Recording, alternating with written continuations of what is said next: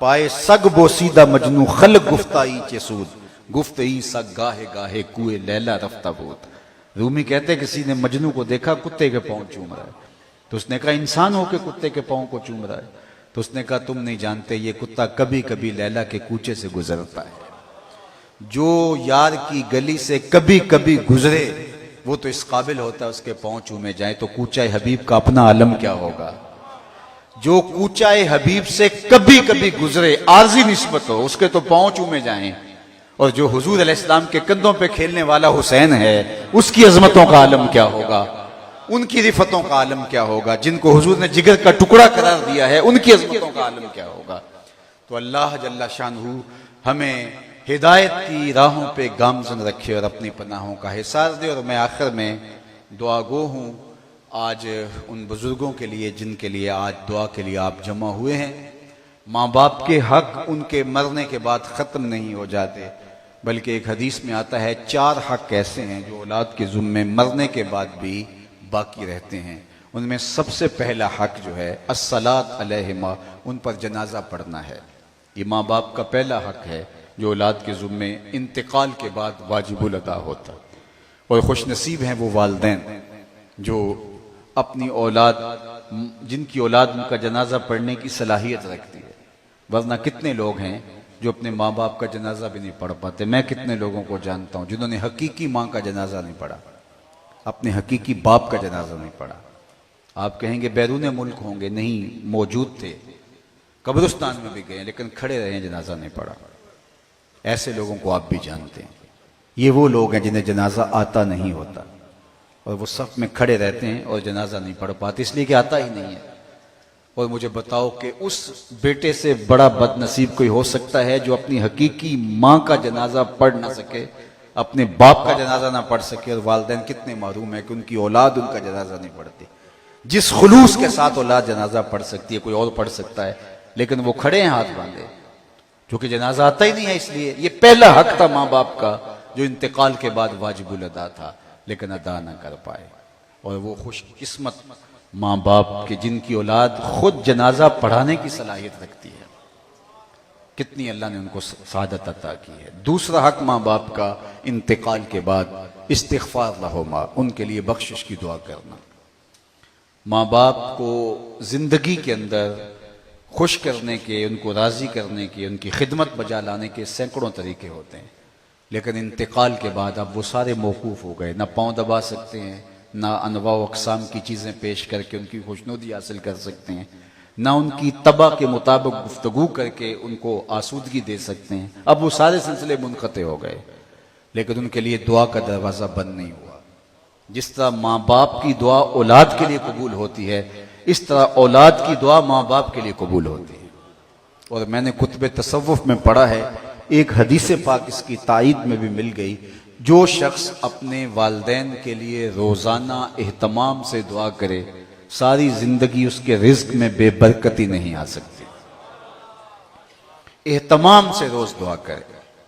اور دوسرا میں سمجھتا ہوں کہ جو اولاد نوازی ہے وہ اہتمام سے دعا نہ بھی کر پائے تو دن میں کتنی مرتبہ کہے گی ربنا اغفر لی ولوالدی, اللہ مجھے بھی بخش دے, میرے ماں باپ کی بھی مغفرت فرما دے. ایک شخص کے 4 بیٹے ہیں 4 بیٹیاں ہیں تو وہ روزانہ دعا کر ربنا اغفر لی ولوالدی. ایک دن میں کتنی مرتبہ نماز اور کتنی مرتبہ اس میں تشہد. تو خوش نصیب ہیں وہ والدین جنہوں نے اپنی اولاد کو دین دیا تو ان کے لیے دعاؤں کا سلسلہ موقوف نہیں ہوتا. حضرت ابو ہریرہ رضی اللہ تعالیٰ عنہ کثرت کے ساتھ ایک دعا مانگا کرتے تھے, اللہم اغفر لابی ہریرہ ولأمی ولمن استغفر لہما, اے اللہ ابو ہریرہ کو بخش دے, ابو ہریرہ کی ماں کو بخش دے, جو ہم دونوں کے لیے بخشش کی دعا کرے اسے بھی بخش دے. محمد بن سیرین رضی اللہ تعالیٰ عنہ جلیل القدر تابعی ہیں, جب بھی دعا کرتے تو کہتے اللہ ابو ہریرہ کو اور ان کی ماں کو بخش دے. تو کسی نے کہا آپ کو خاص ہمدردی ہے؟ کہا وہ تو رشتہ ہے ہی ان سے ہمدردی کا, لیکن اصل میں ان کے لیے دعا کر کے ان کی دعا کا مصداق بن رہا ہوں. انہوں نے کہا تھا اللہ ابو ہریرہ کو بخش دے, ان کی ماں کو بخش دے, اور جو ہم دونوں کے لیے بخشش کی دعا کرے اسے بھی بخش دے. بلکہ حضرت ابو ہریرہ فرمایا کرتے تھے کون ہے جو مسجد اشار میں 2 رکعتیں پڑھے اور میرے اور میری ماں کے لیے بخشش کی دعا کرے. ماں باپ کے لیے دعاؤں کا سلسلہ موقوف نہیں ہونا چاہیے. انتقال کے بعد سب سے زیادہ ضرورت دعاؤں کی ہوتی ہے. مل میت فی القبر الا کالغریق المتغوص فی البحر ینتظر دعوتا. فرمایا جب ہم کسی شخص کو دفن کر کے آتے ہیں تو اس کی حالت ایسے ہوتی ہے جس طرح کوئی شخص پانی میں غوطے کھا رہا ہو.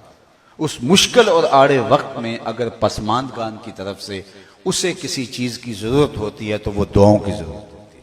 میرے لیے کسی کے ہاتھ اٹھ جائیں گے.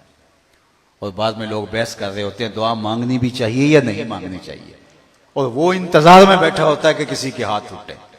ابھی سے سوچ لے انجام اپنی طوطا چشمی کا, قبر میں تم کو بھی ضرورت ہوگی دعاؤں کی. وہ لمحے ہیں کہ ان کو دعائیں کریں, اٹھے ہوئے ہاتھ اللہ خالی نہیں موڑتا. ان ربکم حیی کریم یستحیی من عبدہ اذا رفع یدیہ الیہ ان یردہما صفرا. تمہارا رب حیا کرنے والا زندہ اور کریم ہے. بندے جب اس کے سامنے ہاتھ پھیلا کے دعا مانگتے ہیں اللہ فرماتا ہے مجھے شرم آتی ہے اٹھے ہوئے ہاتھ خالی کیسے موڑ دوں. جب اتنے بندے میرے پاس آ گئے ہیں اور مجھ سے مانگ رہے ہیں تو میں نہیں دوں گا تو کون دے گا, کس در پہ جائیں گے. میں ایک سادہ سی بات کرتا ہوں, جتنے لوگ آپ بیٹھے ہیں اتنے لوگ اٹھ کے کسی دنیا دار کے ڈیرے پہ چلے جائیں اور اس سے وہ مانگے جو دینا اس کے لیے مشکل نہ ہو اور دینے سے کوئی خاص فرق بھی نہ پڑتا ہو, تو کیا وہ اتنے لوگوں کو خالی لٹا دے گا؟ وہ کہے گا ڈیرہ داری کی شان کے خلاف ہے کہ اتنے لوگ میرے در پہ آ کھڑے ہوئے اور مجھے کچھ فرق بھی نہیں پڑتا اور میں ان کو خالی لٹا دوں. تو مالک کی دہلیز پہ جب ہاتھ اٹھا کے بندے کھڑے ہو جائیں گے تو مالک خالی لٹا دے گا. کہا مجھ سے مانگو تو صحیح, دستے طلب دراز تو کرو. حیی کریم یستحیی من عبدہ اذا رفع یدیہ الیہ ان یردہما صفرا. جب کوئی ہاتھ پھیلاتا ہے تو مجھے شرم آتی ہے کہ اس کے اٹھے ہوئے ہاتھ خالی کیسے موڑوں. جب انہوں نے مانگا ہی مجھ سے ہے تو میں نے بھی نہ دیا تو کس در پہ جائیں. بت کے آگے ہاتھ جوڑے زلیخا کہتے یا صنمی یا صنمی, اے میرے بت, اے میرے صنم, مجھے بچھڑا ہوا یوسف ملا دے. وہ پتھر کا صنم, وہ مٹی کا مادو, بھلا اس کی فریاد کیسے سنتا, لیکن اس کا اعتقاد تھا ہاتھ جوڑے یا صنمی یا صنمی. مدتیں گزر گئی, جھریاں ابھر آئیں, لیکن یوسف نہیں ملے, نہیں ملنا تھا.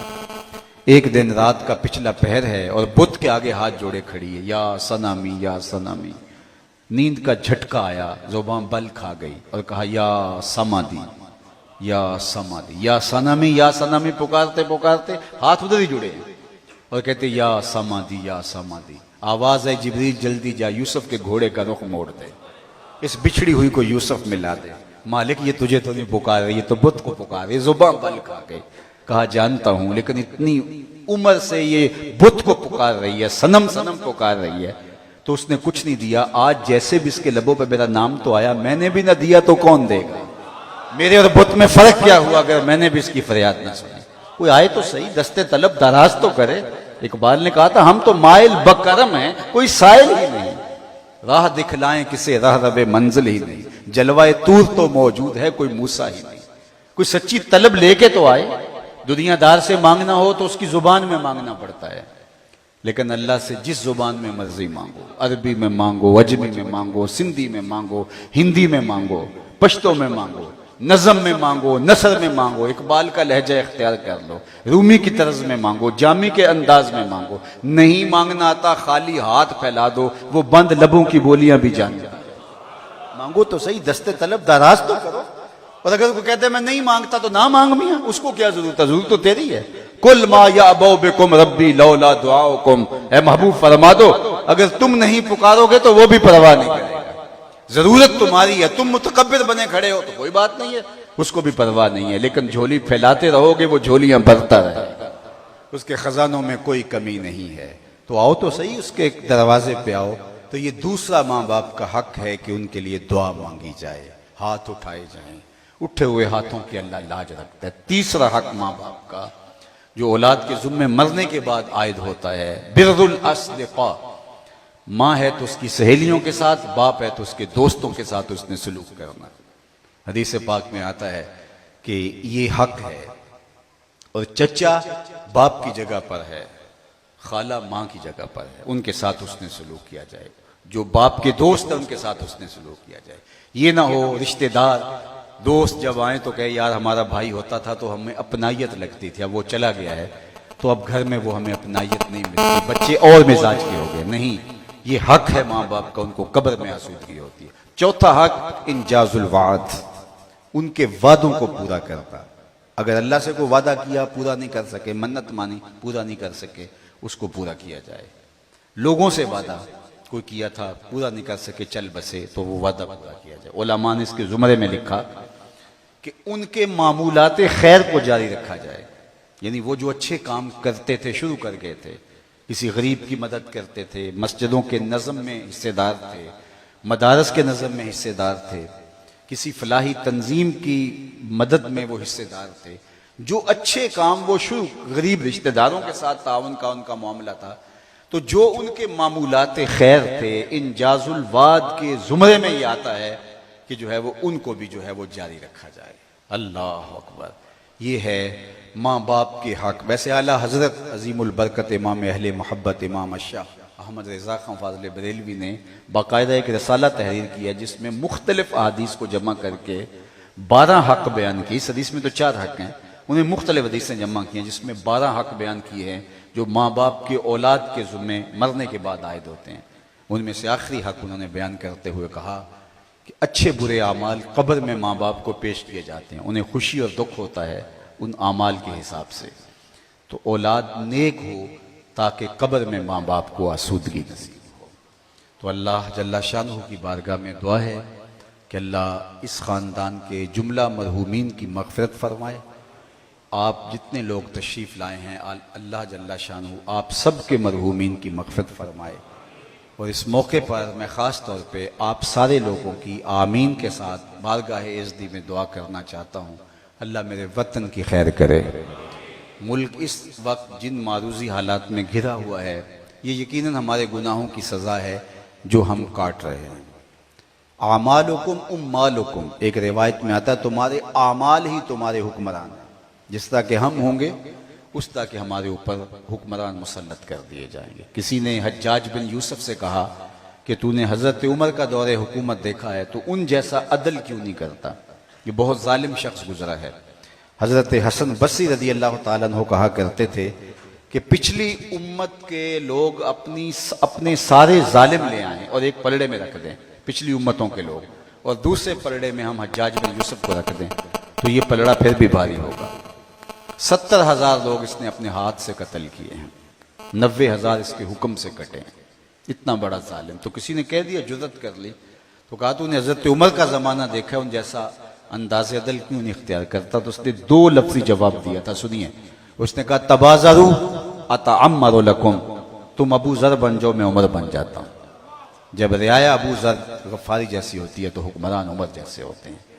اس لیے آج جو کچھ ہے یہ ہماری بدعمالیوں کی سزا ہے، اور جب تک ہم اللہ کے حضور اجتماعی توبہ نہیں کرتے اتنی دیر تک حالات نہیں بدل سکتے. تو آج ہم اپنے آپ کو بدلنے کے لیے تیار نہیں ہیں. جس کا جو بس چلتا ہے، کوئی چھوٹا ظالم ہے کوئی بڑا ظالم ہے، کوئی چھوٹا چور ہے کوئی بڑا چور ہے، جس سے جو ہوتا ہے وہ کر گزرتا ہے، اور اس طرح پھر یہ سلسلہ ہوتا رہے گا. اللہ تعالیٰ قرآن مجید میں ایک موقع پہ ارشاد فرمایا وہ اس بات پہ قادر ہے کہ تمہارے اوپر سے عذاب بھیجے تمہارے نیچے سے عذاب بھیجے. علماء تفسیر نے اس پر گفتگو کی ہے. اوپر کا عذاب کیا ہے؟ آسمان سے پتھر برسنا، بے موسمی بارشوں کا ہونا. نیچے سے عذاب کیا ہے؟ زلزلے آنا، زمین بنجر ہو جائے اور فصل نہ دے. لیکن حضرت عبداللہ ابن عباس رضی اللہ تعالیٰ عنہ فرماتے نہیں، اوپر کا عذاب یہ ہے کہ تمہارے حکمران ظالم ہو، اور نیچے کا عذاب یہ ہے تمہاری اولادیں نافرمان ہو. تو یہ اوپر نیچے کے عذابوں کے اندر آج ہم جکڑے ہوئے ہیں. یہ ہمارے گناہوں کی سزا ہے. اللہ جل شانہ میرے وطن کی خیر کرے اور ہمیں سچی توبہ کی توفیق دے. آج ہم تقریر پسند ہیں، آج ہم گفتگو پسند ہیں، کانوں کے تلذذ کے لیے ہم سنتے ہیں اور گزر جاتے ہیں. صحابہ کہتے ہیں ہم 10 آیتیں سنتے تھے، 10 آیتیں پڑھتے تھے، ان پر عمل کرتے تھے تو پھر اگلی 10 پڑھتے تھے. اور ہم جو ہیں وہ اپنی جتنی تقریریں آج ہو رہی ہیں ماضی میں تو اتنی کبھی نہیں ہوئی تھی. جتنا کچھ آج ہم سن رہے ہیں معلومات کا خزانہ ہو گیا ہے، لیکن جو ہے وہ عمل کچھ بھی نہیں ہے. اقبال نے کہا تھا کلندر جز دو حرف لا الہ کچھ بھی نہیں رکھتا، فقیہ شہر کاروں ہے لغت ہائے حجازی کا. تو تو ہمارے پاس بہت کچھ ہے لیکن عمل ہی نہیں ہے. تو آئیے میں اللہ کے حضور دعا کرتا ہوں آپ کی آمین کے ساتھ، اللہ ہمیں سچی توبہ کی توفیق عطا فرمائے. توبہ کرنا تو دور کی بات ہے، توبہ کے دروازے تک پہنچنے کی سکت ہمیں نہیں ہے کہ اس کے حضور عرض گزار ہوں. اللہ جل شانہ اپنی رحمتوں کے سائے میں رکھے، آپ کا آنا قبول کرے اور میرے وطن کو معیشت کا جمال اور معاشرت کا حسن دے. وآخر دعوانا ان الحمدللہ.